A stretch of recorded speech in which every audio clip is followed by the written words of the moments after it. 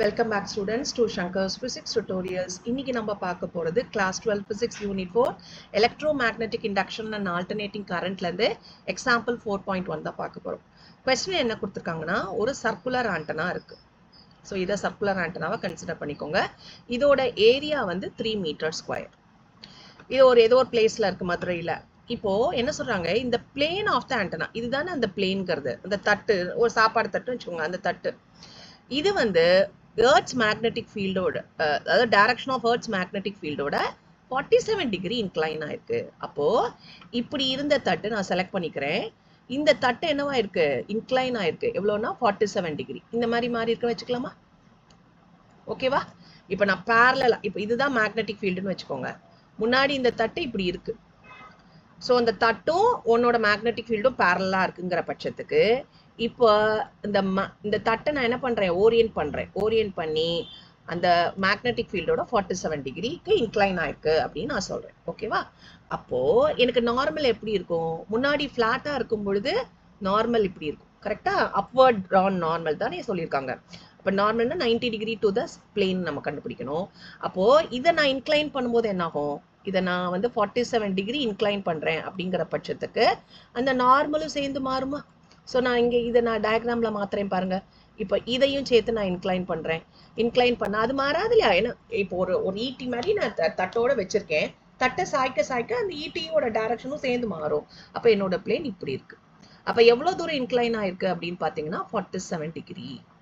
அப்போ நம்ம என்ன கண்டுபிடிக்கணும், angle between the normal and the magnetic field. எனக்கு மேக்னெட்டிக் ஃபீல்டு இங்கே இருக்கு, இதுதான் நார்மல், அப்போ இதுதான் மேக்னெட்டிக் ஃபீல்ட். அப்போ டோட்டல் ஆங்கிள் என்னது, 90 minus 47 is equal to 43 degree. அப்போ தீட்டாங்கிறது angle between the direction of the magnetic field and the normal drawn. சரியா? அப்போ எனக்கு என்ன கண்டுபிடிக்கணும், ஃப்ளக்ஸ் ரொம்ப ஈஸி. ஃப்ளக்ஸ் ஃபார்முலா என்ன, 5b is equal to BA cos theta. Magnetic ஃபீல்டோட மேக்னிடியூட் கொடுத்துருக்காங்க 4.1 into 10 power minus 5. ஏரியா டைரக்டா கொடுத்துட்டாங்க metre square, 3 metre square into cos angle என்னது 43 டிகிரி. ஸோ எனக்கு 43 தெரியணும். ஸோ வேல்யூ கொடுத்துருவாங்க. ஸோ நம்ம மல்டிப்ளை பண்ணலாம்.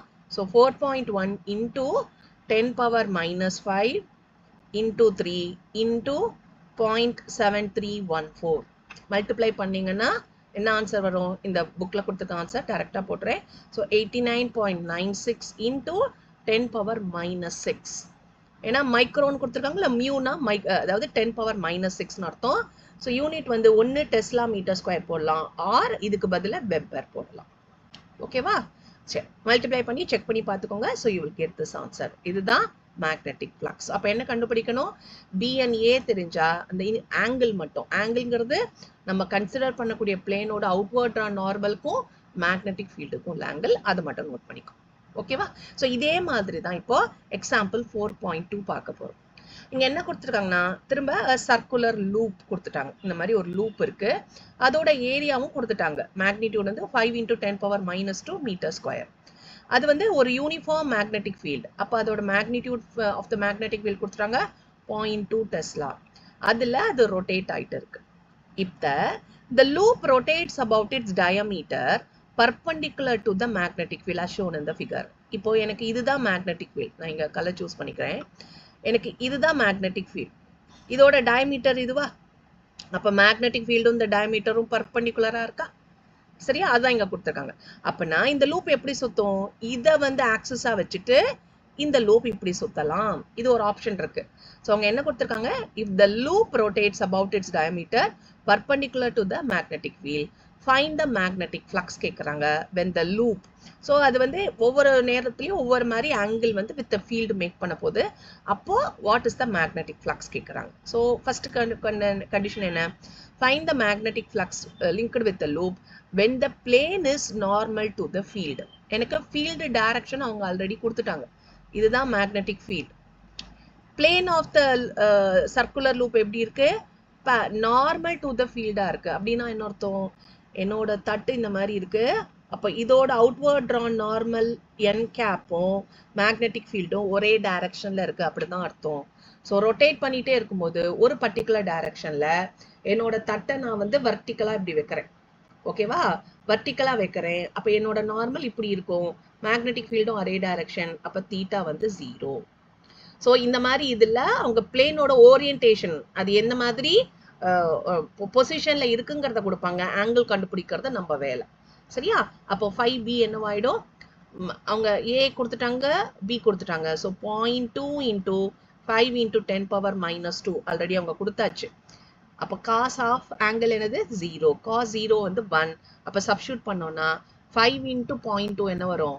1.0. That is 1 into 10 power -2 Weber. இதுதான் first case குரிய answer. Second case என்ன? The plane is inclined 60 degree to the field. So எனக்கு field இதுதான், அது மாறல.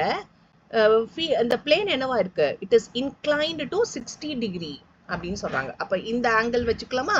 அப்ப இதோட 60 டிகிரி இந்த பிளேன் இன்க்ளைன் ஆயிருக்கு. நான் இதோட நார்மல் எந்த டைரக்ஷன்ல இருக்கும்? அந்த நார்மலுக்கும் மேக்னெட்டிக் ஃபீல்டுக்கும் உள்ள ஆங்கிள் என்னது? 90 minus 60 is equal to 30 degree. இப்போ 5b என்னவாயிடும்? It is BA cos 30 degree. Already நம்ம 0.2 into 5 தெரியும். only cos மட்டும் மாத்தணும். cos 30 எவ்வளவு? √3/2. அது சப்ஸ்டியூட் பண்ணலாம். ஸோ 1 into 10 power -2 இந்த வேல்யூ. ஏன்னா cos 0 1 தானே. இப்போ cos 30 ஒரு மல்டிப்ளை பண்ணா. ஸோ √3/2. சப்ஸ்டியூட் பண்ணுங்க. So you will get the answer as √3/2 into 10 power -2 Weber வரும். இப்போ வந்து √3 ஓட வேல்யூ 1.732 divided by 2 போட்டீங்கன்னா you will get this answer 8.66 into அதாவது 1.732 divided by 2 வரும். டிவைட் பண்ணீங்கன்னா 0.812 வரும். சரியா? ஆனா நான் என்ன பண்ண போறேன்? மில்லியில எழுத போறேன். மில்லி வெபர்ல எழுத போறேன். ஸோ ஒரு decimal I am going to move towards the right. அப்படின்னா என்ன பண்ணணும்? I should divide it by 10. So multiplying by 10, dividing by 10 பண்ணும்பொழுது எனக்கு ஒரு டெசிமல் நான் மூவ் பண்ண முடியும். சரியா? ஸோ மூவ் பண்ணும்பொழுது எனக்கு பவர் வந்து 10 பவர் -3 மாறிடுது. முன்னாடி 10 பவர் -2 இருந்தது. இப்போ ஒரு டெசிமல் மூவ் பண்ணும்போது 10 பவர் -3 வெப்பரா மாறி இருக்கு. சரியா? ஓகே. இப்போ அடுத்தது வந்து என்ன கொடுத்துருக்காங்க அப்படின்னு பார்த்தீங்கன்னா, கடைசி கேஸ் வந்து the plane of the loop வந்து parallel to the field. அப்படின்னா எப்படி இருக்கும்னா, இதுதான் எனக்கு field அப்படின்னா உங்க தட்டு இப்படி parallel-ஆ இருக்கும். அப்போ இதோட நார்மல் இப்படி இருக்கும், மேக்னெட்டிக் ஃபீல்ட் இந்த டைரக்ஷன்ல இருக்கும். அப்போ ஆங்கிள் என்னதுமா? 90 டிகிரி. அப்போ 5 என்னவாயிடும்? BA cos 90. ஸோ cos 0 வந்து 1, cos 90 வந்து 0. ஸோ மேக்னெட்டிக் ஃப்ளக்ஸ் வந்து 0. அப்போ உங்களுக்கு பிளேன், அதாவது நீங்க சாப்பிட்ற தட்டை நார்மலா அம்மா கிட்ட வாங்குற மாதிரி விற்கிறீங்க.